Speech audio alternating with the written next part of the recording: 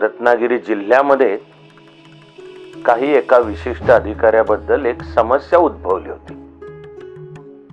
त्या अधिकाऱ्याबद्दल खूप तऱ्हांच्या तक्रारी होत्या।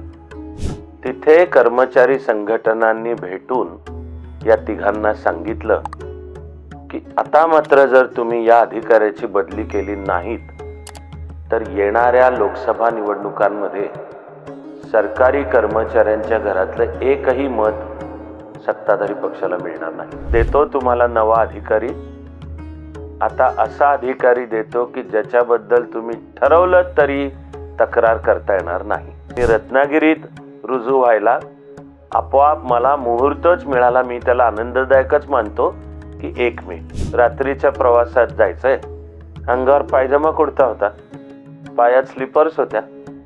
त्या आरटीओच्या अधिकाऱ्याने माझ्याकडे पण फिसकन हसला, दात काढून मी जेव्हा त्याला सांगायला गेलो तर ते दात काढून फिसकन तो हसला।